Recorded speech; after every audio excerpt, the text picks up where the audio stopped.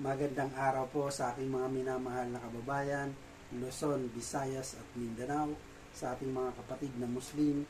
Assalamualaikum warahmatullahi wabarakatuh.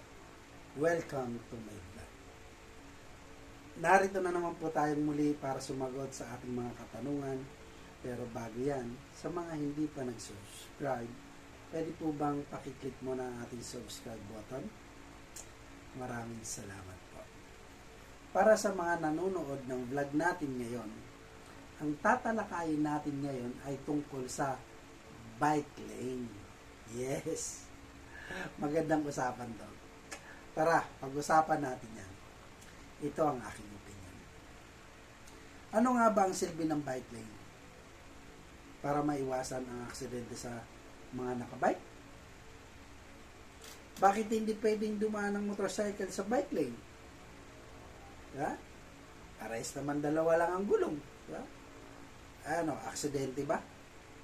Dahil sa ma-aksidente ang nakabike? Alam nyo, sa loob at labas, no? Sa loob or labas ng bike lane, pwedeng ma-aksidente o ang mga nakabike, no? Hindi lahat ng lugar may bike lane.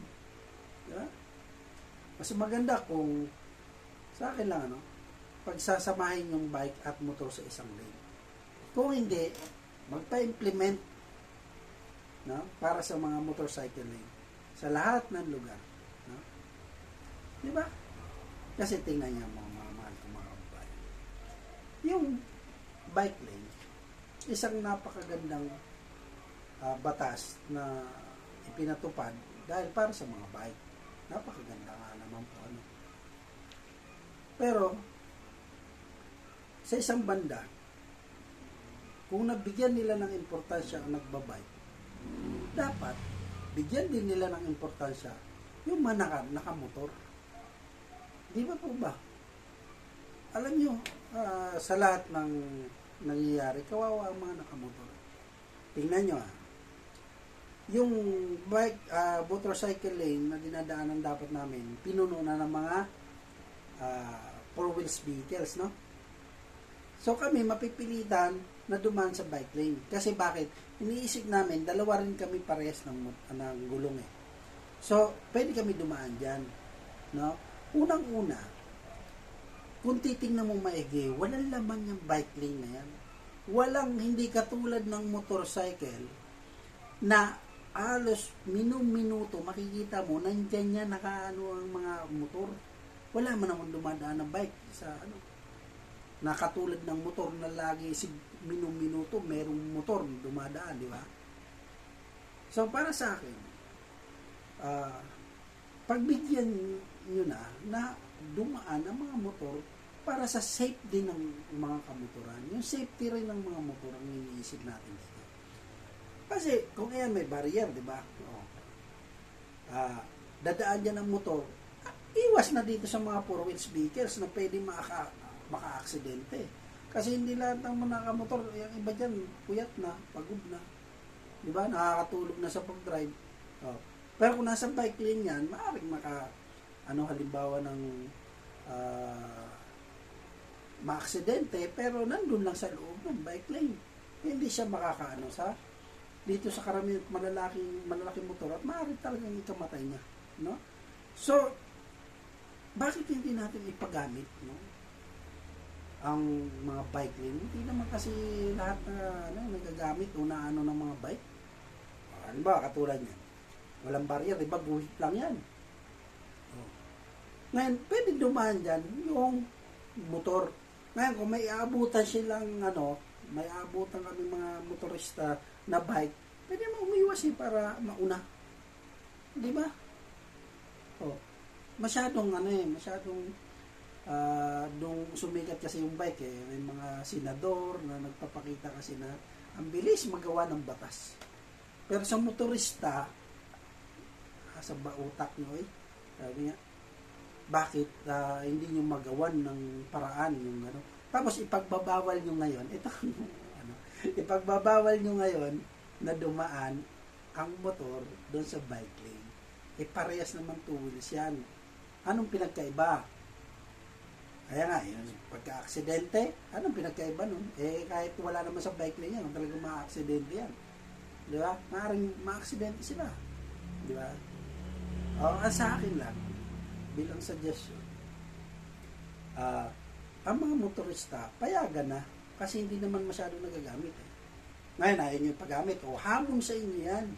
Sa mga namumuno, especially MMDA, kayo nag-aayos ng traffic sa ating bansa, hamon sa inyo yan. Alam nyo, pwede lang akong magsalita rito ng hindi maganda, matatawag kong tanga kayo.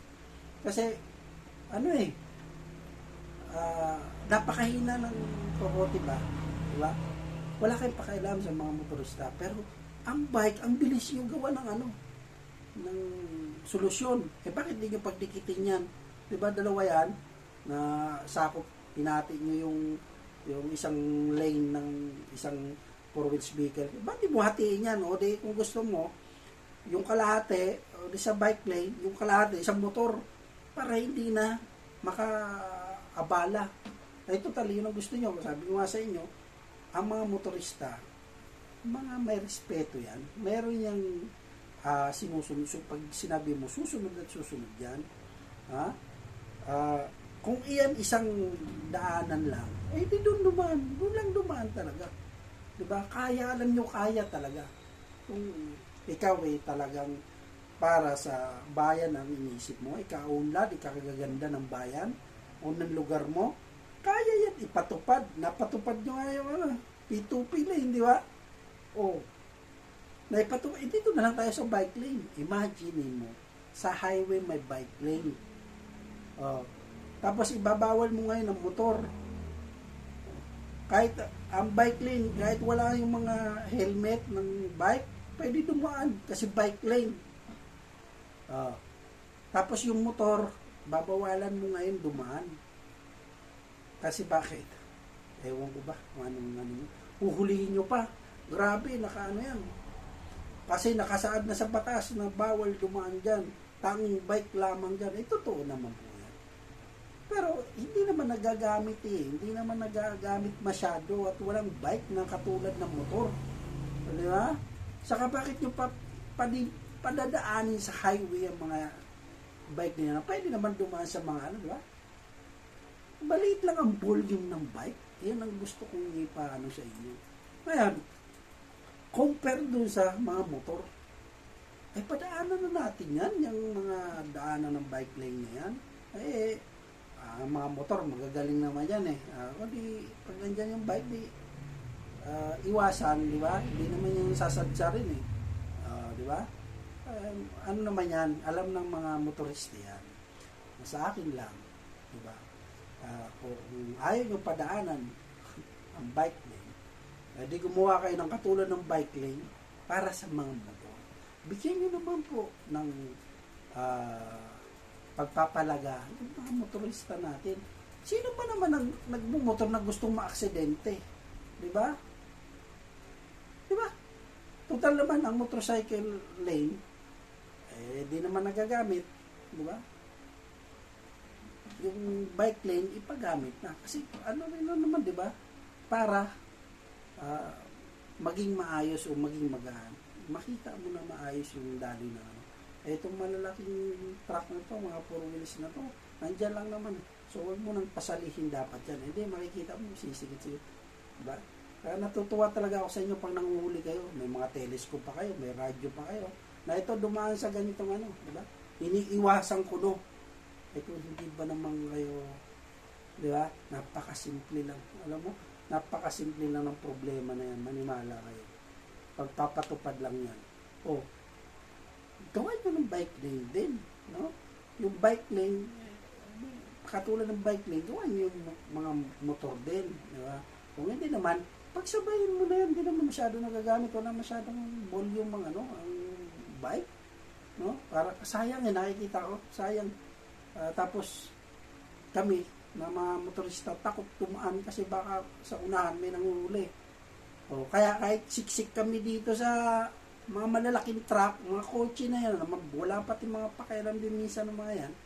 Ang tingin sa amin din, maliliit lang na. Kaya ko, meron niya ako na, talagang sakit talaga sa tenga yung naranasan ko. Na motor ka lang, gusto mo bayaran ko buhay mo eh. Sabi ko ano, nasa tamang linya ako, singit-singitan niya ako, git-git-gitin pa niya ako na kala kulang na lang ako banggain. Di ba? Tapos sasabihan ka pa ng, gusto mo bayaran ko buhay mo eh. Ay, yayabang kasi mayayaman. Di ba? Hindi naman sa pagano. So, bigyan naman natin ang halaga, mga motorista.